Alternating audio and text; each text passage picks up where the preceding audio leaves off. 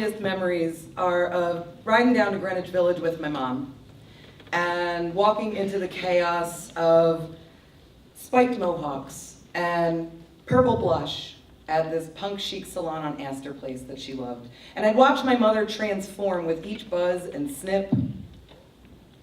And then we'd strut through the city like the garment district model that she was before becoming a trophy wife. 'Cause I was her favorite accessory. The little girl with the gorgeous hair that she put in these long wavy pigtails and these shiny braids with barrettes and ribbons and the most ornate scrunchies that you could find at the Roosevelt Field Flea Market because Mom loved the shiny bobbin. Now, for herself, her philosophy was it's just hair, it'll grow back, but she lived so vicariously through me and my long wavy hair that I actually wasn't allowed to get my first haircut until I was 11 years old. And I was really surprised, and I didn't understand why my mother cried when the stylist just snipped my ponytail a few inches below the scrunchie and placed it in my mother's hands. I mean, it was just hair, right? It would grow back, right? But my mother was utterly bereft. And she wanted to keep it, but I didn't let her because gross. And I remember those pictures from 6th grade with the braces and the flannel and that shoulder-length hair, and it was perhaps the only time in my life that I looked like everybody else. Because after that I started wearing neckties and fishnet stockings and I became the girl with the green hair.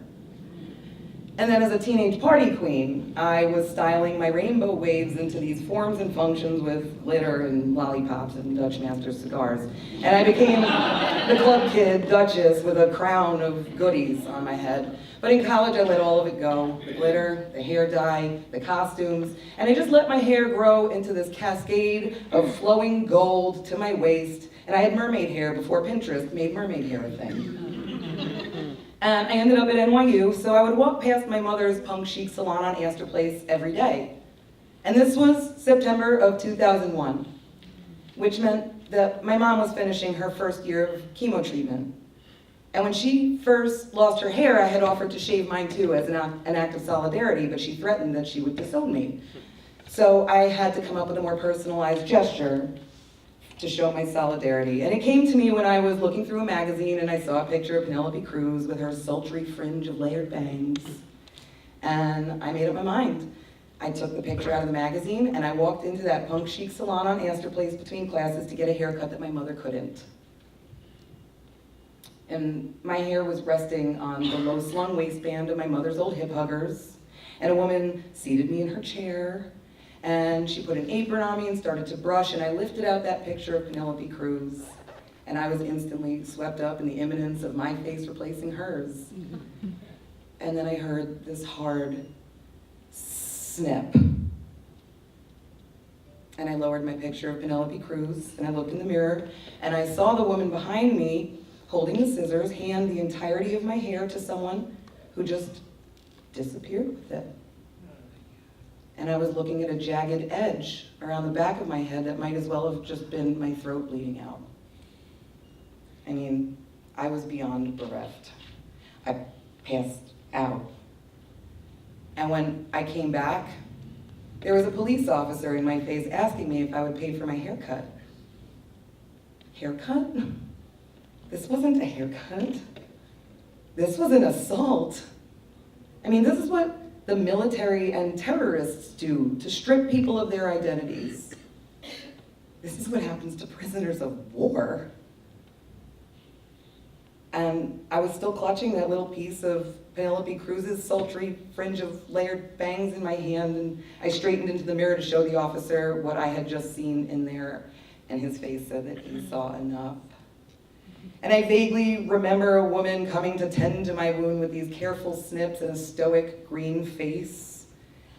And I just remember leaving the salon feeling like I had lost a few pints of blood, but it was just hair, right? It'd grow back, right? And it took about 10 years, but it did start to sweep past my waist again. By then my mother had died, and there were silver streaks of hers in my hair. And I mean, the thing is that after 10 more years, you see that I still have long hair. But about a year ago, at the end of a relationship that cost me a lot of myself. I had a neurological event, and one of the injuries that happened as a result of that was that my hair started breaking in clumps and tangles. And, you know, it's just hair, but I'm not sure that it's growing back this time. But it's okay, because I lost a lot more of myself to that relationship than a few clumps of hair.